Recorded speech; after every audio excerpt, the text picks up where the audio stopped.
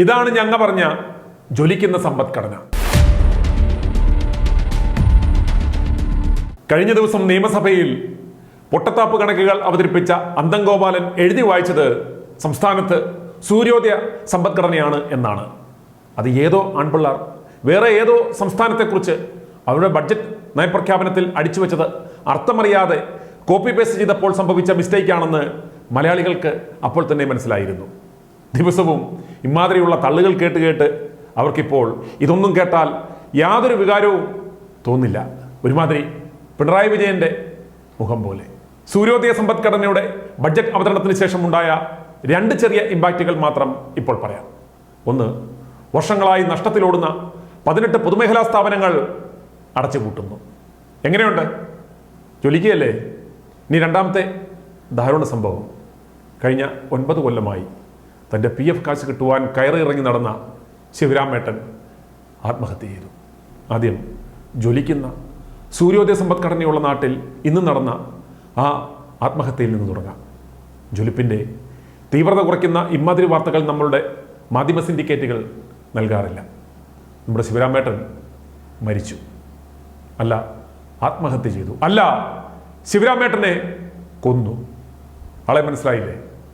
കഴിഞ്ഞ ദിവസം കൊച്ചിയിലെ PF റീജിയണൽ ഓഫീസിലെത്തി വിഷം കഴിച്ച തൃശൂർ പേരാമ്പ്ര സ്വദേശിയായ ശിവരാമേട്ടൻ, അദ്ദേഹത്തിന് കിട്ടാനുള്ള പ്രൊവിഡന്റ് ഫണ്ട് തടഞ്ഞു വെച്ചതിൽ മനംനൊന്താണ് അദ്ദേഹം PF ഓഫീസിലെത്തി വിഷം കഴിച്ചത്. അദ്ദേഹത്തെ ഉടനടി അങ്കമാലിയിലെ സ്വകാര്യ ആശുപത്രിയിൽ എത്തിച്ചെങ്കിലും ഇന്ന് രാവിലെ മരിച്ചു. അപ്പോളോ ടയേഴ്സിലെ ഒരു ജീവനക്കാരനായിരുന്നു അദ്ദേഹം. ഏത്? നമ്മുടെ അപ്പോളോ ടയേഴ്സ് സൺറൈസ് ഇൻഡസ്ട്രി ആണല്ലോ. ഓട്ടോമൊബൈൽ ഇൻഡസ്ട്രിയും കാർ ഇൻഡസ്ട്രിയും അനുബന്ധ ടയർ ഇൻഡസ്ട്രികളുമൊക്കെ. ക്യാൻസർ രോഗി കൂടിയായ ശിവരാമൻ ഇക്കഴിഞ്ഞ ചൊവ്വാഴ്ച ഉച്ചയ്ക്ക് കൊച്ചിയിലെ PF റീജിയണൽ ഓഫീസിലെത്തി വിഷം കഴിക്കുകയായിരുന്നു. ഉടൻ തന്നെ അദ്ദേഹത്തെ ആശുപത്രിയിലേക്ക് മാറ്റി തുടർന്ന് തീവ്രപരിചരണ വിഭാഗത്തിൽ ചികിത്സയിലിരിക്കെ ഇന്ന് വെളുപ്പിനെ മരിച്ചു. കഴിഞ്ഞ 9 വർഷമായിട്ടും കയറി ഇറങ്ങി നടന്നിട്ടും PF ലഭിച്ചില്ലെന്ന് അദ്ദേഹത്തിൻ്റെ കുടുംബം ആരോപിക്കുന്നു. 80,000 രൂപ കിട്ടുവാനുണ്ട്. PF ഓഫീസിലെ ഉദ്യോഗസ്ഥൻ ഇത് നൽകാതെ മനഃപൂർവ്വം അദ്ദേഹത്തെ ബുദ്ധിമുട്ടിക്കുകയായിരുന്നു എന്നാണ് കുടുംബം പറയുന്നത്. ചൊവ്വാഴ്ചയും ഇതേ ആവശ്യത്തിനായാണ് കൊച്ചിയിലെ ഓഫീസിലെത്തിയത്.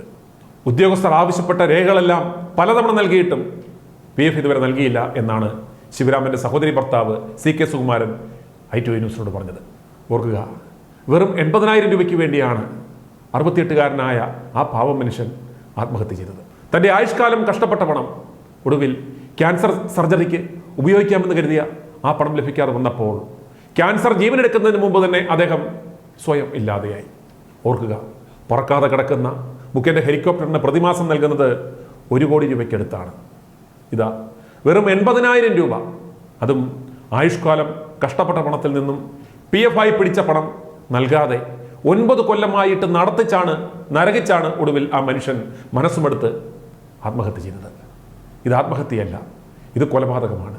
ഇതിന് കാരണക്കാരായ PF ഉദ്യോഗസ്ഥരുടെ പേരിൽ കൊലക്കുറ്റത്തിന് കേസെടുക്കണം, അവരെ അഴിക്കുള്ളിലാക്കണം. ഇതുപോലെ 42 കർഷക ആത്മഹത്യകൾ കഴിഞ്ഞ വർഷം കേരളത്തിലുണ്ടായി എന്ന് മന്ത്രി നിയമസഭയിൽ അഭിമാനപൂർവ്വം പറഞ്ഞിരുന്നു. സംസ്ഥാനത്ത് സൂര്യോദയ സമ്പദ്ഘടനയാണ് പോലും. സൂര്യോദയ സമ്പദ്ഘടന. ഇനി സൂര്യോദയ സമ്പദ്ഘടനയുടെ അടുത്ത ഒരു എഫക്റ്റ് കാണുക. സംസ്ഥാന സർക്കാരിന് കീഴിൽ പ്രവർത്തിക്കുന്ന 18 പൊതുമേഖലാ സ്ഥാപനങ്ങൾ അടച്ചുപൂട്ടുകയാണ്. കഴിച്ച് ഇനിയിപ്പുറം സന്തോഷിക്കാൻ എന്തൊക്കെയാണ് വേണ്ടേ? ഇത് ഞങ്ങൾ പറയുന്നതല്ല, സർക്കാർ സ്ഥാപനമായ സെന്റർ ഫോർ മാനേജ്മെന്റ് ഡെവലപ്മെന്റ് റിപ്പോർട്ടിൽ പറയുന്നതാണ്. സൂര്യോദയ സമ്പദ്ഘടനയാണെന്ന് പറഞ്ഞ് ബഡ്ജറ്റ് അവതരിപ്പിച്ചതിൻ്റെ തൊട്ടടുത്ത ദിവസമാണ് ഈ റിപ്പോർട്ടും പുറത്തു വന്നത് എന്നോർക്കണം.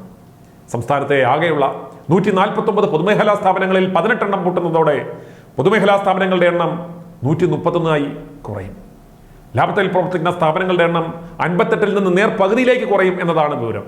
ഈ വിവരം പുറത്തു വന്നാൽ നാറും എന്നുള്ളതുകൊണ്ട് പല സ്ഥാപനങ്ങളും ഇതുവരെ കണക്കുകൾ പുറത്തുവിട്ടിട്ടില്ല. എന്നിട്ട് സൂര്യോദയ സമ്പദ്ഘടനയാണെന്ന്. സൂര്യോദയ സമ്പദ്ഘടന ജനങ്ങളുടെ പ്രാഥമിക ആവശ്യങ്ങളായ ഭക്ഷണം, വെള്ളം, പാർപ്പിടം, ആരോഗ്യം, യാത്രാ സൗകര്യങ്ങൾ, വിദ്യാഭ്യാസം എന്നീ മേഖലകൾ തകർന്നടിഞ്ഞ് കിടക്കുകയാണ്. പിച്ചച്ചട്ടിയെടുത്ത് ജനങ്ങൾ തെണ്ടാനിറങ്ങുന്നത് ഒരു വാർത്ത അല്ലാതായിരിക്കുന്നു. പട്ടിണി കൊണ്ടും കടക്കണി കൊണ്ടുമുള്ള ആത്മഹത്യകൾ നിത്യസംഭവങ്ങളായി മാറിയിരിക്കുന്നു. എന്നിട്ട് കേരളയിൽ വരുമെന്ന്, എന്നിട്ട് ഇവൻ്റെ അച്ചിയെ അതിൽ പിടിച്ച് കിടത്തി ഞൊടിയിടയിൽ കണ്ണൂരിലെത്തിക്കും. അതല്ലാതെ ജനങ്ങൾ ദാരിദ്ര്യം കൊണ്ട് പൊറുതിമുട്ടുമ്പോൾ ഇപ്പോൾ പ്രയോറിറ്റി കൊടുക്കേണ്ടുന്നത് കേരളിനാണ്. കേരളത്തിലെ ഏറ്റവും പ്രധാനപ്പെട്ട ഒരു സൺറൈസ് ഇൻഡസ്ട്രി എന്ന് പറയാമായിരുന്നത് കിറ്റക്സ് ഗാർമെന്റ്സ് ആയിരുന്നു. ശതകോടികളുടെ വിദേശ നാണ്യവും ടാക്സും സംസ്ഥാനത്തിന് ഈ സ്ഥാപനത്തിൽ നിന്നും ലഭിച്ചിരുന്നു. അതിപ്പോൾ തെലുങ്കാനയിലേക്ക് പോയി. ആർക്ക് പോയി? ഇവിടുത്തെ ജനങ്ങൾക്ക് പോയി. അന്തംകമ്മികൾ ഭരിച്ചു മുടിച്ച് താഴിടാൻ പോകുന്ന സ്ഥാപനങ്ങളെക്കുറിച്ചുള്ള വിശദമായ റിപ്പോർട്ട് i2i ന്യൂസിൽ ഉടൻ. Stay tuned. i2i News, an eye for truth. i2i news subscribe ചെയ്തിട്ടില്ലാത്തവർ ഇപ്പോൾ തന്നെ സബ്സ്ക്രൈബ് ചെയ്യുക. നോട്ടിഫിക്കേഷൻ ലഭിക്കുവാൻ ബെൽ ബട്ടണും അമർത്തുക.